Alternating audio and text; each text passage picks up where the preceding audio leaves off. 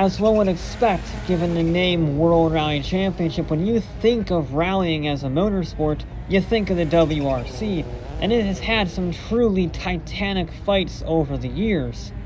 But let's not forget the National Rally Championships. And you occasionally hear stuff about British Rally Championships or Spanish Rally Championships or even Italian Rally Championships, but you almost never, even in America, hear about the American Rally Championship run by the ARA. And I feel that's a missed opportunity because in 2022, we saw a title fight that went down to the wire between an absolute legend of the automotive community and a young and up-and-coming superstar driving for one of the most treasured names in all of rallying.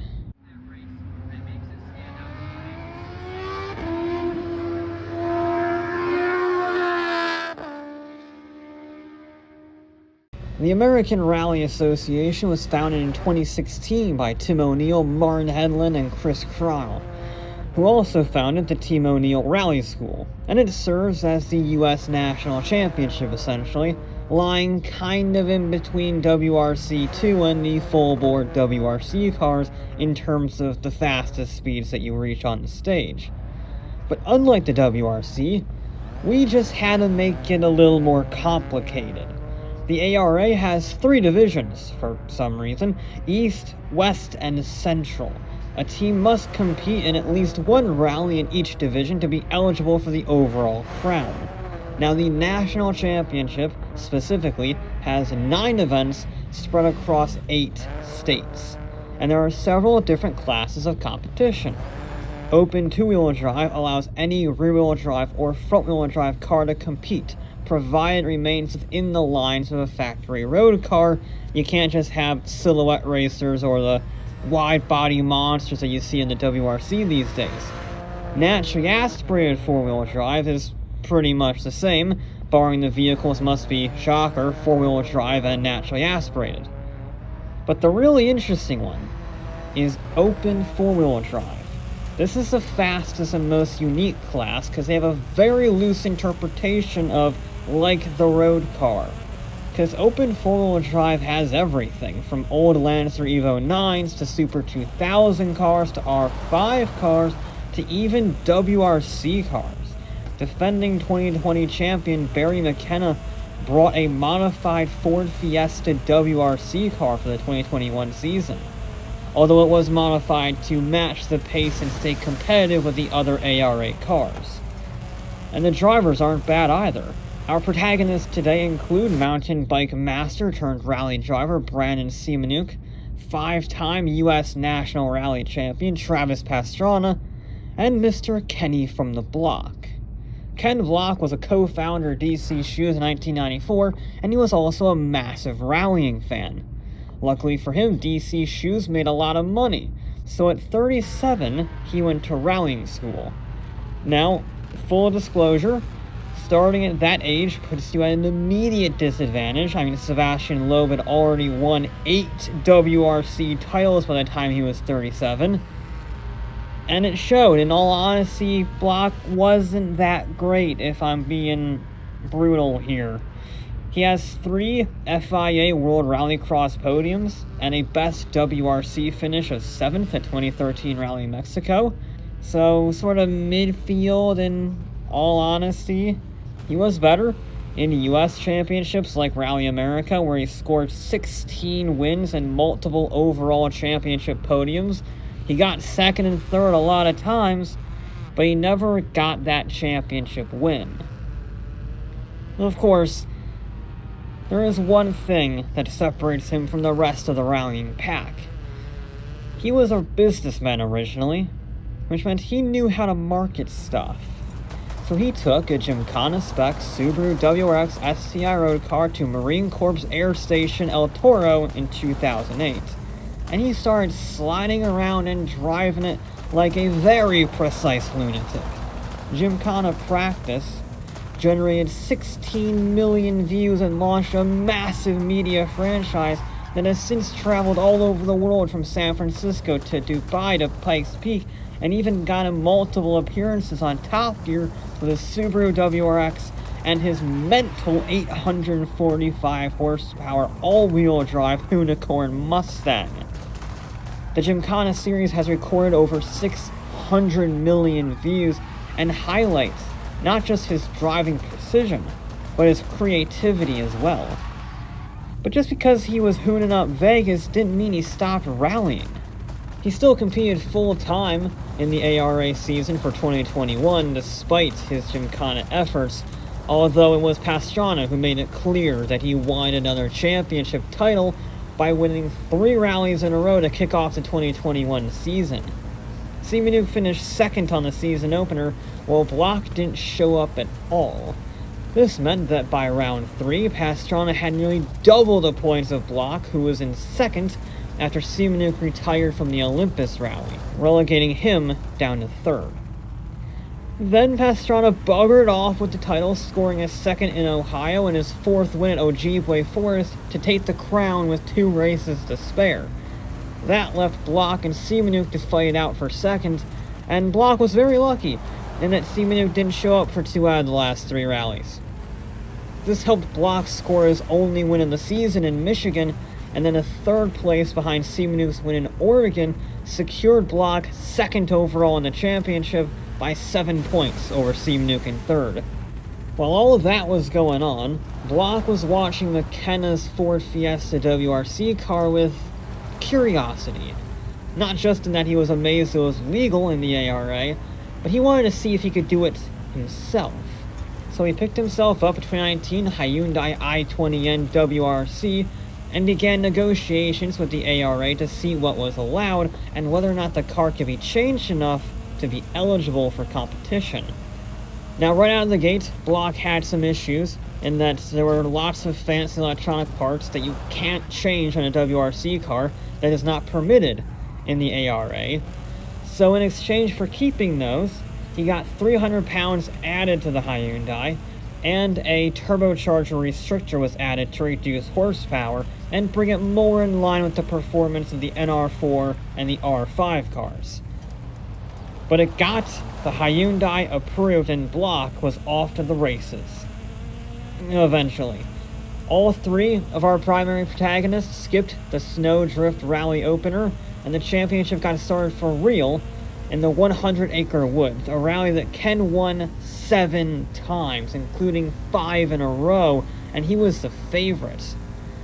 He didn't win it this year, though, losing out to Semenuk by half a second after a 2-hit combo of a deer strike on the 2nd day and an amazing Subaru comeback. The Olympus rally was next, and it proved to be even more brutal for Block, as he drove face first into a tree on the 3rd stage, taking him out of the rally. Meanwhile, Semenuk scored maximum points with a rally win and a win on the newly created special stage, giving him 27 points. So Block fell down to 4th overall in the championship, 8 points behind Pastrana and 35 behind Semenuk. But then he started to turn things around in Oregon.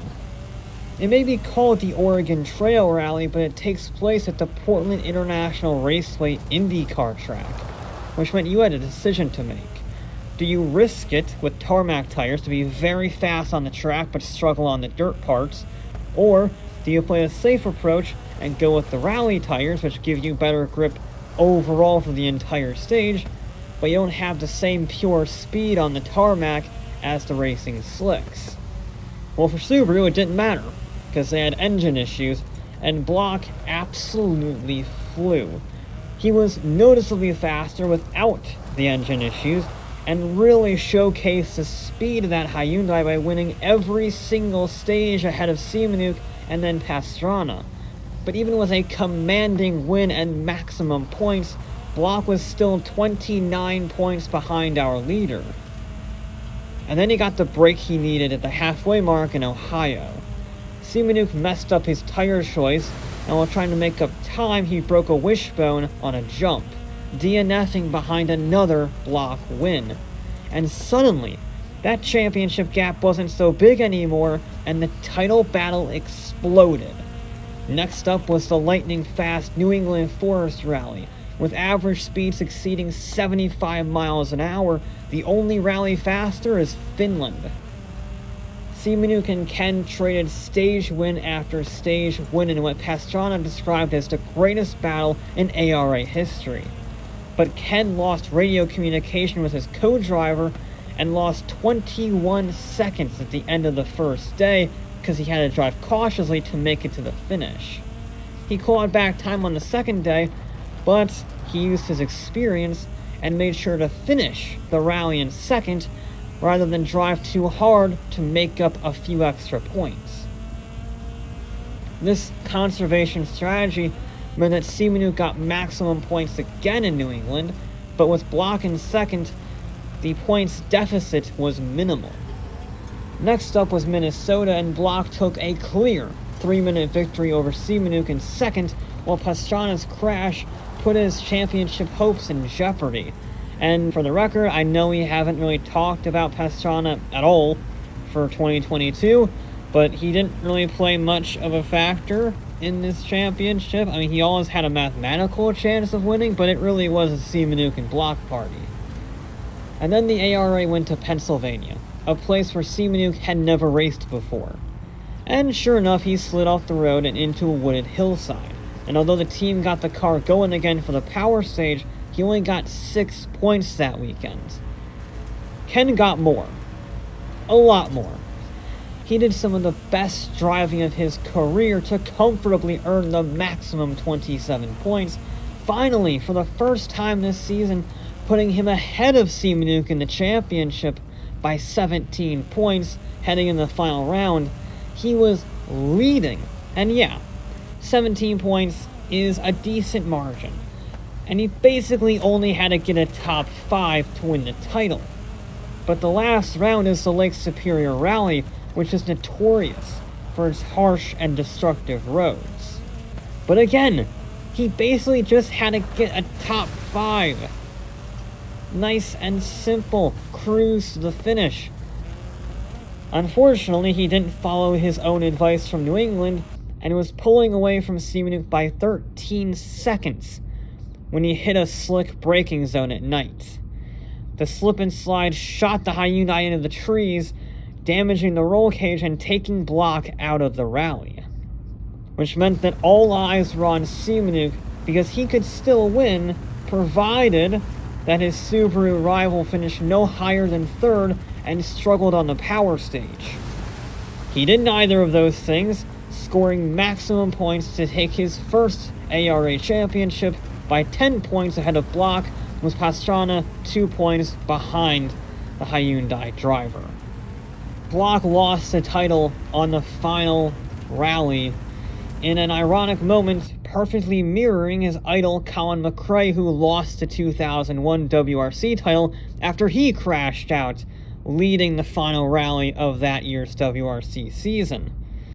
But I just want to highlight that Ken was 55 years old when he nearly won the title, an incredible feat on its own merit. I mean, we are giving Alonso a lot of praise for driving Formula 1 at 41 years old. And Block was still competing in professional rallying at 55 years old, 14 years older. That is an incredible accomplishment to nearly win the championship. But he made a mistake, and it cost him his long overdue chance at a rallying championship. And it would be the closest Block ever came to winning any motorsport championship, as he died in a snowmobile accident 3 months later. It's tragic that he passed away, and the fact he never got a championship despite all that he's done for the automotive community makes it all the more painful. But he leaves behind great memories, a great legacy, and one of the best championship fights seen on this side of the Atlantic.